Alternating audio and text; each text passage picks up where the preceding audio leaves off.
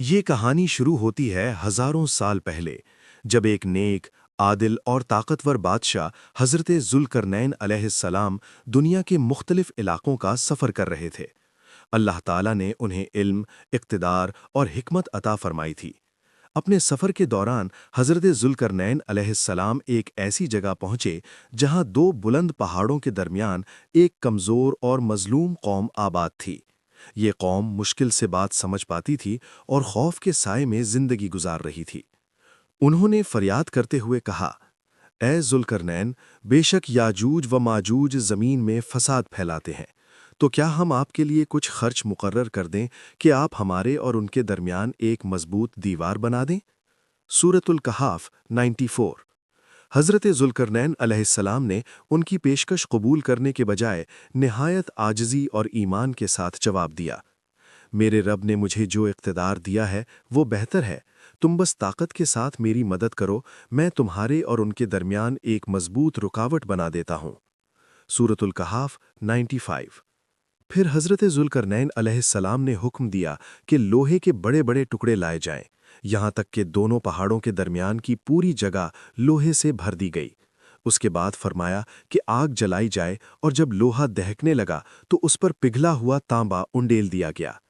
اللہ تعالیٰ قرآن کریم میں فرماتے ہیں، پس نہ تو وہ اس پر چڑھ سکے اور نہ ہی اس میں نقب لگا سکے۔ سورۃ الکہف 97۔ یہ دیوار صرف اینٹ اور لوہے کی تعمیر نہیں تھی، بلکہ اللہ تعالیٰ کی قدرت اور ایک عظیم آزمائش کا حصہ تھی جو ایک مقررہ وقت تک باقی رہنی تھی۔ یاجوج و ماجوج کا ذکر قرآن اور صحیح احادیث میں ایک حقیقی قوم کے طور پر آیا ہے، نہ کہ کسی فرضی یا خیالی مخلوق کے طور پر۔ نبی کریم صلی اللہ علیہ وسلم نے فرمایا، اللہ تعالیٰ آدم علیہ السلام سے فرمائیں گے، اے آدم، دوزخ کے لیے حصہ نکالو۔ آدم علیہ السلام عرض کریں گے، اے میرے رب، وہ حصہ کتنا ہے؟ اللہ فرمائیں گے، ہر 1000 میں سے 999۔ صحیح بخاری، صحیح مسلم۔ یہ سن کر صحابہ کرام رضی اللہ عنہم گھبرا گئے تو نبی کریم صلی اللہ علیہ وسلم نے فرمایا، تم خوش ہو جاؤ، ایک تم میں سے ہوگا اور 1000 یاجوج و ماجوج میں سے۔ صحیح بخاری۔ یہ حدیث یاجوج و ماجوج کی انتہائی زیادہ تعداد کو واضح کرتی ہے۔ قیامت کی بڑی نشانیوں میں سے ایک نشانی یاجوج و ماجوج کا نکلنا ہے۔ نبی کریم صلی اللہ علیہ وسلم نے فرمایا، ہر روز یاجوج و ماجوج اس دیوار کو کھودتے ہیں، یہاں تک کہ جب سورج کی روشنی دیکھنے کے قریب ہوتے ہیں تو ان کا سردار کہتا ہے، واپس چلو، کل کھودیں گے۔ اللہ تعالیٰ دیوار کو پہلے سے زیادہ مضبوط کر دیتا ہے، یہاں تک کہ ایک دن وہ کہیں گے، انشاءاللہ کل کھودیں گے، اور تب وہ نکل آئیں گے۔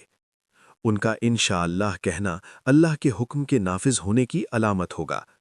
نبی کریم صلی اللہ علیہ وسلم نے فرمایا، یاجوج و ماجوج نکل آئیں گے، لوگ ان سے بھاگ کر پہاڑوں میں پناہ لیں گے، وہ زمین کا پانی پی جائیں گے، یہاں تک کہ جب وہ جھیل تبریہ سے گزریں گے تو کہیں گے، یہاں کبھی پانی ہوا کرتا تھا۔ صحیح مسلم۔ ان کا فتنہ اس قدر شدید ہوگا کہ حضرت عیسیٰ علیہ السلام اور تمام ایمان والے اللہ تعالیٰ سے مدد کی دعا کریں گے۔ یاجوج و ماجوج کی ہلاکت۔ آخر کار اللہ تعالیٰ خود اس عظیم فتنے کا خاتمہ فرمائیں گے۔ نبی کریم صلی اللہ علیہ وسلم نے فرمایا، اللہ تعالیٰ ایک خاص کیڑا ان کی گردنوں میں پیدا کرے گا اور وہ سب ایک ہی رات میں مر جائیں گے۔ صحیح مسلم۔ پھر زمین ان کی لاشوں سے بھر جائے گی، بدبو پھیل جائے گی۔ حضرت عیسیٰ علیہ السلام دعا کریں گے تو اللہ تعالیٰ بڑے پرندے بھیجیں گے جو ان کی لاشیں اٹھا کر دور پھینک دیں گے، اور پھر بارش کے ذریعے زمین کو پاک کر دیا جائے گا۔ یاجوج و ماجوج کا واقعہ ہمیں یہ سبق دیتا ہے کہ اللہ تعالیٰ کی طاقت کے سامنے کوئی دیوار، کوئی فوج اور کوئی منصوبہ ہمیشہ کے لیے باقی نہیں رہتا۔ یہ فتنہ ہمیں ایمان، صبر، دعا اور اللہ پر مکمل بھروسے کی دعوت دیتا ہے۔ اللہ تعالیٰ فرماتا ہے، اور قیامت قریب آ چکی ہوگی اور آنکھیں پھٹی کی پھٹی رہ جائیں گی۔ سورۃ الانبیاء 97۔ کیا ہم اس دن کے لیے تیار ہیں؟ کیا ہمارا ایمان ہمیں ان فتنوں سے بچانے کے لیے کافی ہے؟ دوستو، آج کے سیٹلائٹ اور گوگل میپس کے دور میں لوگ پوچھتے ہیں کہ وہ دیوار کہاں ہے۔ کچھ اسے وسطی ایشیا میں مانتے ہیں اور کچھ کسی اور جگہ، لیکن حقیقت یہ ہے کہ اللہ تعالیٰ کی قدرت سے وہ آج بھی نظروں سے اوجھل ہے۔ آپ کی کیا رائے ہے؟ کامنٹس میں ضرور بتائیں اور ایسی مزید مستند اسلامی ڈاکیومنٹریز کے لیے چینل کو سبسکرائب کریں۔ ہم دوبارہ ملیں گے ایک نئی حقیقت کے ساتھ۔